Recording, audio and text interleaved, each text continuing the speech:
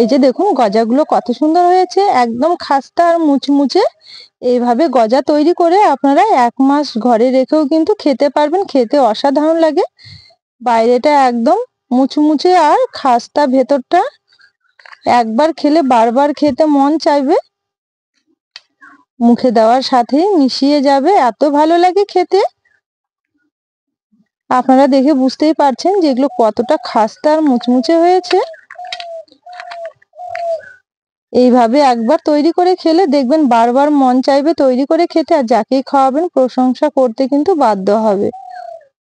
নমস্কার বন্ধুরা, নতুন একটা পর্ব দেখার জন্য আপনাদের জানাই অনেক স্বাগত কাজলি ভিলেজ ফুড রান্নাঘরে। প্রতিদিনের মতো আজকে আবারও নতুন রেসিপি নিয়ে চলে এসেছি।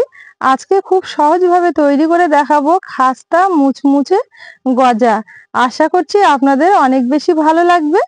তাহলে চলুন দেখে নেওয়া যাক আজকের গজা রেসিপি। গজা তৈরির জন্য সবার প্রথমে এখানে একটা বড় বাটি নিয়ে নেব, আর বাটিতে নিয়ে নেব এই বাটি মেপে 1.5 বাটি ময়দা। এখানে আমি 1.5 বাটি ময়দা দিয়ে করছি, আপনারা চাইলে কিন্তু 1 বাটি বা 2 বাটি ময়দা দিয়েও করে নিতে পারবেন। আর দেব সামান্য একটু লবণ, আর দেব 1 চামচ কাঁচা জোয়ান। এই জোয়ানটা দেওয়ার কারণে দেখবেন গজাগুলো খেতেও ভালো লাগবে আর খুব সুন্দর একটা ফ্লেভার আসবে। আর দেব বড় চামচ মেপে 1 চামচ গুঁড়ো দুধ। এই গুঁড়ো দুধটা দেওয়ার জন্য খেতে ভালো লাগবে। আর দেব 1/2 চামচ বেকিং পাউডার, আর দেব 1/2 চামচ বেকিং সোডা। এবার শুকনো উপকরণগুলো একসাথে ভালো করে একটু মিশিয়ে নেব। এখানে শুকনো উপকরণগুলো একটু ভালো করে মিশিয়ে নিয়েছি। এবার বড় চামচ মেপে নিয়ে নেব 1 চামচ ঘি। তবে এখানে আমি ঘি ব্যবহার করছি, আপনারা চাইলে কিন্তু সাদা তেলটা দিয়েও মেখে নিতে পারবেন। তবে এর মধ্যে একটু ঘি দিলে দেখবেন খাস্তা বেশি হবে আর খেতেও খুব ভালো লাগবে। এবার ঘিয়ের সাথে ভালো করে একটু ময়দাটা ময়াম দিয়ে নেব। আর এখানে ঘি দিয়ে যত ভালো করে ময়াম দিয়ে নেওয়া যাবে ময়দাটা, ততই কিন্তু গজাগুলো খাস্তা আর মুচমুচে হবে, খেতেও ভালো লাগবে। এই যে দেখুন এখানে ময়াম দিতে দিতে খুব সুন্দরভাবে ময়দাটা একদম ঝুরঝুরে হয়ে গেছে। আর ঠিক এইভাবে করে ময়াম দিয়ে নিতে হবে, আর হাত দিয়ে এইভাবে চেপে ধরলে এক জায়গায় জড়ো হয়ে যাবে। এই যে দেখুন আবারও ভেঙে দিলে ভেঙে যাবে, ঝুরঝুরে হয়ে যাবে। এইভাবে একটু সময় নিয়ে হাত দিয়ে ঘষে ঘষে ময়াম দিলে দেখবেন গজাগুলো খাস্তা আর মুচমুচে হবে, খেতেও অনেক বেশি ভালো লাগবে। এবার অল্প অল্প করে জল দিয়ে একটু ঝুরঝুরে করে মেখে নিতে হবে। এখানে কিন্তু জলটা একবারে দেওয়া যাবে না, বারে বারে একটু দিতে হবে, আর এইভাবে একটু ঝুরঝুরে করে মেখে নিতে হবে। নর্মালি আমরা যেভাবে রুটি বা লুচির ডোটা মেখে নিই হাত দিয়ে চেপে চেপে, ওইভাবে কিন্তু এই ময়দার ডোটা মাখা যাবে না, একটু ঝুরঝুরে করে মেখে নিতে হবে। আর জলটা কিন্তু কোনোভাবেই একবারে দেওয়া যাবে না, বারে বারে দিতে হবে। আর সমস্ত শুকনো ময়দাগুলোকে একটু ঝুরঝুরে করে জল দিয়ে ভিজে নিতে হবে। এই যে দেখুন ঠিক এইভাবে করে নিতে হবে। এতে করে গজাগুলোর মধ্যে খুব সুন্দর খাস্তা খাস্তা হবে, খেতেও অনেক বেশি ভালো লাগবে।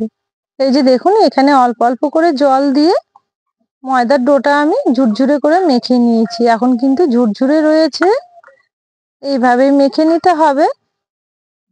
আর এবার যদি আমি হাত দিয়ে এভাবে জড়ো করি তাহলে দেখুন খুব সুন্দরভাবে এক জায়গায় জড়ো হয়ে যাচ্ছে। এবার এগুলো আমি এক জায়গায় একটু জড়ো করে নেব।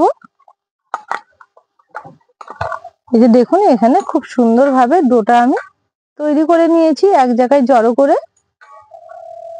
এইভাবে কিন্তু করে নিতে হবে। এবার ডোটা আমি সরাসরি একটা চাটুর মধ্যে নিয়ে নেব, নেওয়ার পর বেলন দিয়ে এইভাবে একটু চাপ দিয়ে দিয়ে বেলে নেব।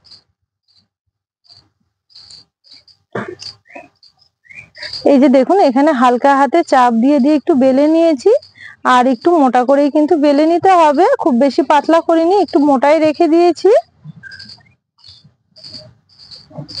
এবার এখানে একটা ছুরি নিয়েছি, ছুরি দিয়ে এবার পিস পিস করে কেটে নেব।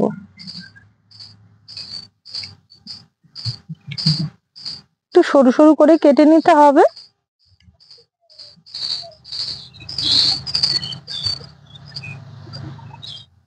এবার সাইডের অংশগুলোকে এক সাইডে রেখে দেব।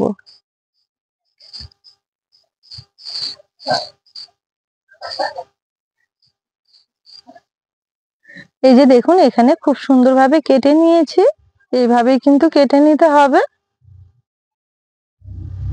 এবার এগুলো একটা থালার মধ্যে তুলে নেব। কত সুন্দর হয়েছে দেখুন। এবার বাকি সাইডের অংশ দুটো একইভাবে ছোট করে করে কেটে নেব।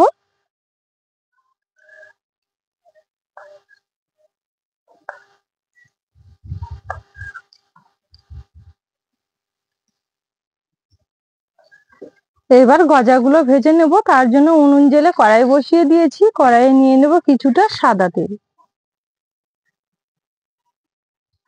আর তেল কড়াইয়ে দেওয়ার পর হাত দিয়ে একটু চেক করে নিতে হবে তেলটা যেন খুব একটা বেশি গরম না হয়।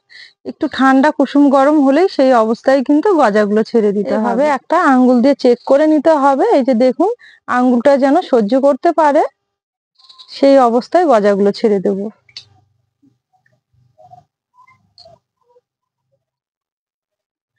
এখানে গজাগুলো দুই ব্যাচে ভেজে নেব। আর গজাগুলো ভাজার সময় শুরু থেকে শেষ পর্যন্ত একদমই উনুনের আঁচটা হালকা রাখতে হবে। হালকা রেখে ভাজলে দেখবেন গজাগুলো ভেতর থেকে খুব সুন্দরভাবে ভাজা হবে, খেতেও ভালো লাগবে আর একদম খাস্তা মুচমুচে হবে। এখন খুন্তি দিয়ে নাড়াচাড়া করব না, সাঁড়াশি ধরে এইভাবে তেলটা একটু দুলিয়ে দেব।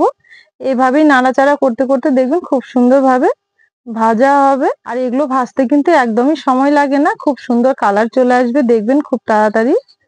এবার একটু খুন্তি দিয়ে নেড়ে চেড়ে নেব। কত ছোট ছোট তৈরি করেছিলাম আর দেখুন এখন ফুলে কতটা বেড়ে গেছে। এই যে দেখুন, এগুলো আমি খুব সুন্দর করে লাল লাল করে একটু ভেজে নিয়েছি আর কালারটা কত সুন্দর এসেছে দেখুন। এবার তেল ছেঁকে তুলে নেব।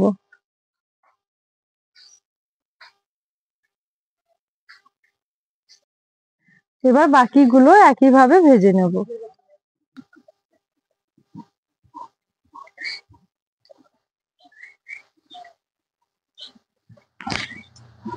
এই যে দেখুন, এগুলোও কিন্তু খুব সুন্দর কালার করে ভেজে নিয়েছি। তেল ঝরিয়ে তুলে নিতে হবে।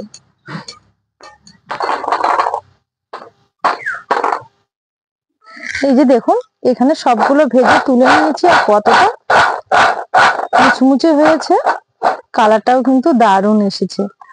কতটা খাস্তা হয়েছে দেখুন, প্রত্যেকটা একদম খাস্তা মুচমুচে হয়েছে। এখানে আবারও একটা কড়াই বসিয়ে দিয়েছি। কড়াইয়ে নিয়ে নেব 1.5 বাটি চিনি। এখানে 1.5 বাটি ময়দা নিয়েছিলাম, সেই কারণে আমি 1.5 বাটি চিনি ব্যবহার করছি। আর দেব দুটো ছোট এলাচ, মুখগুলো একটু ফাটিয়ে দিয়েছি, রসের মধ্যে খুব সুন্দর একটা ফ্লেভার আসবে। 1.5 বাটি চিনির জন্য এখানে 1.25 বাটি জল দিচ্ছি।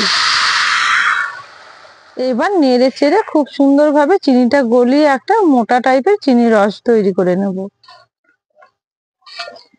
এখানে চিনিটা খুব ভালো মতো গলে গেছে, তারপরে একটুখানি টাইম ফুটিয়ে নিয়ে সময় দিয়ে দেব এই গজাগুলো কিন্তু খুব ভালো মতো ঠান্ডা হয়ে গেছে। এবার গজাগুলোর সঙ্গে রসটা ভালো করে নেড়ে চেড়ে একটু মিশিয়ে নেব। আর এইভাবে নাড়াচাড়া করতে করতে দেখবেন খুব সুন্দরভাবে একদম ঝুরঝুরে হয়ে যাবে। আর এই সময় কিন্তু উনুনের আঁচ একদমই কমিয়ে দিতে হবে, শুধুমাত্র হালকা একটু আঁচ থাকবে উনুনে। এই যে দেখুন, এখানে হালকা আছে একটু নাড়াচাড়া করতে করতে কত সুন্দর হয়ে গেছে। এবার এটাকে নামিয়ে নেব। এই যে দেখুন কত সুন্দর হয়েছে। এইভাবে দেখবেন দোকানে কিনতে পাওয়া যায় আর অনেক বেশি কিন্তু দাম নিয়ে ফেলে। আর বাড়িতে যদি খুব কম খরচে তৈরি করে নেওয়া যায় তাহলে কিন্তু খুবই ভালো হয়।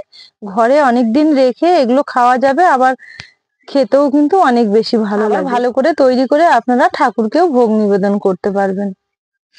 এবারে এগুলো একটা থালার মধ্যে ঢেলে নেব। দেখুন কত সুন্দর হয়েছে, একদম খাস্তা মুচমুচে।